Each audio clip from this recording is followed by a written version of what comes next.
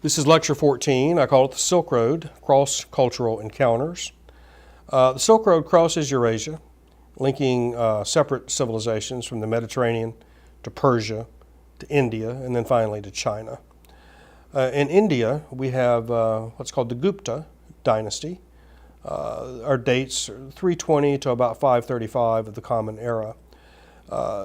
This is sort of the classical age here in India. We have economic expansion, a great deal of cultural creativity. India is a land of great diversity, and you have distinct cultural styles emerging here. The beginnings of religious transformation in India. We have the beginning of rice paddy cultivation. This, of course, will allow for greater populations and more stored food. Pepper, cinnamon, cotton, common commodities that are sought after by other people. This, of course, encourages trade. I mentioned earlier that India's greatest influence in Eurasia is religious influence with Hinduism and Buddhism. Missionaries traveled widely throughout Eurasia, and they traveled on the trade routes. So traders, merchants, missionaries, and disease all travel on these trade routes. These missionaries brought a hope of salvation to people who were suffering in this life. The Hindu religion stayed mainly in South Asia. The Buddhist ranged more widely into China, into Korea, and then finally Japan. Buddhist art, sacred books, and a way of life that reconciled holiness on the one hand with buying and selling in a market on the other hand. This created sort of a high culture, created artisans, luxury goods, trade, and commerce. Even in China, where nativist reaction drove Buddhism underground, Confucians still had to sort of reinterpret their classical texts with a bit of a Buddhist Buddhist themes and ideas incorporated into it. When we do this, when we blend religious ideas, we call it syncretism. Now, in China, as we move east from India, the Grand Canal is created in 611. This, of course, links northern China to South China, the Yellow River to the Yangtze. This provides political unification. It expands imperial power. Again, the Confucian consensus continues. I just mentioned syncretism, whereby the ancient Confucian texts are now reinterpreted to incorporate certain Buddhist ideas. Because of this, Confucianism now begins to resemble other religions with a stronger emphasis on the supernatural. Confucians begin to, and then, again, there's a long-standing tension between Confucianism and Buddhism in China. Confucians confirmed sort of a mounting xenophobia. Xeno is foreigner, phobia is fear of. Xenophobia, a common Greek word, fear of the other or fear of outsiders. This is nurtured in China, probably in part because the Chinese are continually vulnerable to steppe invaders, horsemen coming in from the Central Asian steppes. This sort of mentality of being encircled by enemies probably creates this xenophobic reaction. China would continue to pay tribute to these steppe raiders. Chinese tribute had the effect of spreading Chinese goods and ways across Eurasia as the steppe people would acquire these things and then travel with them. So we can see this is a way of expanding the human web. A couple of words about Japan. Rice cultivation reached the Japanese islands about 300 BCE, and then the arrival of Buddhist monks from Korea brought literacy to Japan and established a much more intimate contact between the Japanese islands and the mainland. Now let's go back to Southwest Asia and talk about Islam for a moment. The Muslims took over the central role as custodians of the Old World Web after 634 of the Common Era. Muslims introduced a new civilization of their own based upon God's revelations to the Prophet Muhammad.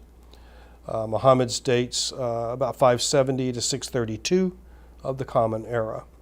The rapid emergence of Islamic civilization is the preeminent example in human history of how ideas proclaimed by a single person can change the lives of millions within a generation and across subsequent centuries.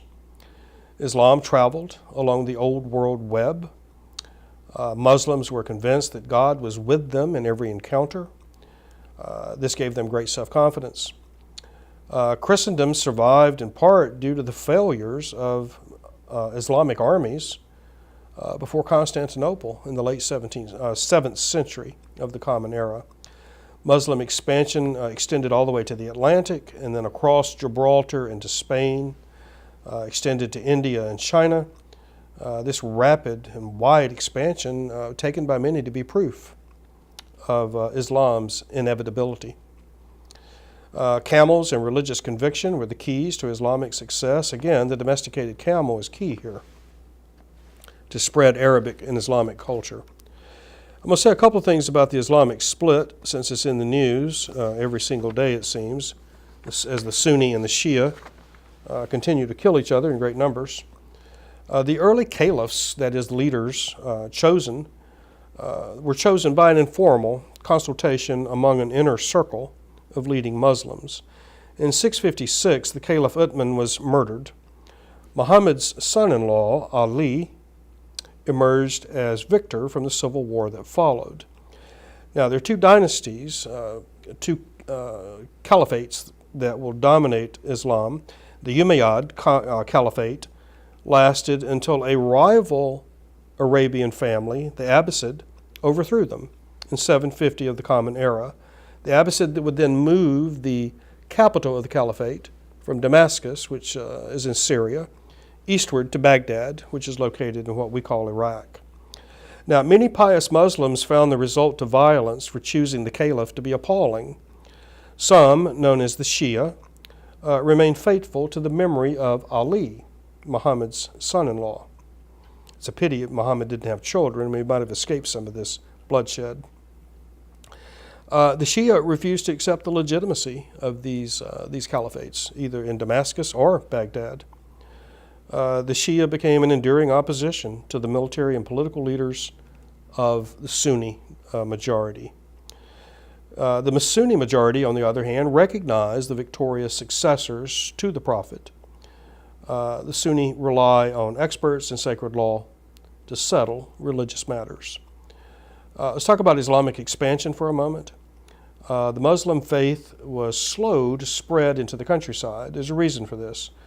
The Quran required the faithful to tolerate Christians and Jews as long as they submitted to taxation. This made Muslim rulers reluctant to diminish their tax income by encouraging conversions. So here we have money over faith. Accordingly, Muslims, Christians, and Jews lived side by side for centuries. This umbrella of early Islam brought far-reaching economic advantages together under one roof as merchants constructed far-flung economic empires with similar laws and currency and customs. So from Morocco in the west to Iran in the east, Muslim law and a consistent notion of contract benefited Islamic merchants wherever they went. Muhammad's revelation that God claimed to correct errors that had crept into Jewish and Christian scriptures, and Muslim military success seemed to confirm the validity of Islamic ideas. Muslim momentum will slow in the 8th century before Constantinople and also in Western Europe. And we'll pick this story up again later. I'm going to end here by bringing Africa into this discussion. Africa is linked to the Silk Road and the expanding Old World Web by Islamic trade. State formation began in Africa along the Nile River Valley and in northwest Africa. As trans-Saharan trade routes from what today we might think of as Nigeria north to the Mediterranean. There's gold, there's salt mining, slaves. Islam sort of nibbles around the edges of Africa. The interior of the continent remained controlled by Bantu-speaking peoples. who retained their own customs, their own religious traditions. African diseases also kept the interior of the continent free from outside interference.